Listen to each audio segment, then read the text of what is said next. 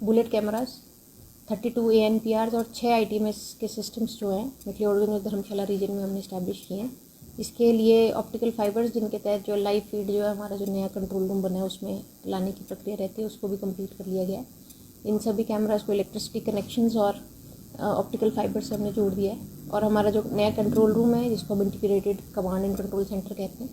वो भी तैयार है और सारी की सारी जो फीड है हम लाइव इस समय जो है एसपी ऑफिस में देख पा रहे हैं। तो अभी इसका टेस्टिंग फेज़ चल रहा है जिसमें कि NIC की जो डेटा है उसके साथ इसको सिंक किया जाएगा, ताकि जो ऑटोमेटिक चलान्स के साथ जो मैसेजेस है वो नंबर्स पे व्हीकल ऑनर्स के आ जाएं।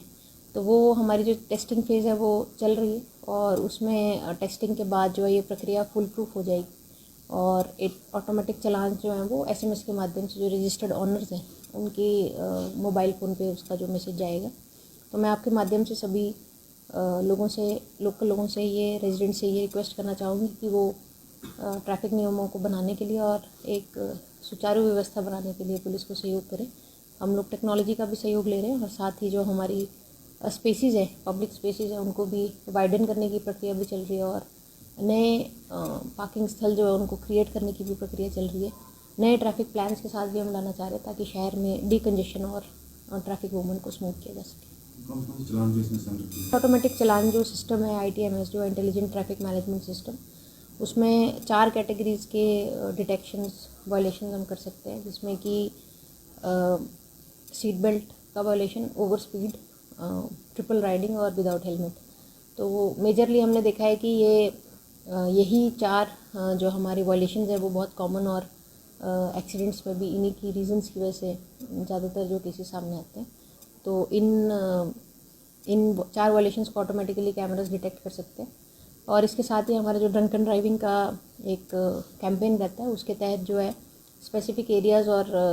रोड्स को हम टारगेट करते हैं, जिससे शहर में ये काफ़ी एक्सीडेंट्स में काफ़ी रिडक्शन हमने देखा है पिछले 1 साल में। और हमें उम्मीद है आने वाले टाइम में जो रैश और नेग्लिजेंट ड्राइविंग और साथ में एक्सीडेंट्स जो शहर में थे, और कई बार ये शिकायतें आती थी कि 2 व्हीलर्स पे स्टंट्स करना या फिर रील्स बनाने के पर्पज़ से जो है बहुत हाई स्पीड में 2 व्हीलर्स को चलाना, ये भी हमारे टारगेटेड एरियाज़ थे। तो पिछले 1 साल में लगभग इस पर हमने काफ़ी कंट्रोल किया है और मुझे उम्मीद है कि ये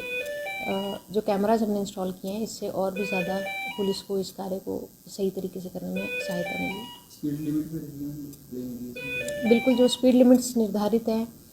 देखिए स्पीड लिमिट्स जो हैं वो रोड के कैटेगराइजेशन के साथ फिक्स होती हैं। तो नेशनल हाईवे, स्टेट हाईवेज़ और विलेज रोड्स, इनमें तीनों में अलग अलग तरह की स्पीड्स गवर्नमेंट द्वारा नोटिफाई की जाती हैं। तो हम इस प्रक्रिया में भी हैं कि डिस्प्ले बोर्ड्स के माध्यम से जो है निर्धारित स्पीड जो है एरियाज़ में पब्लिश हो,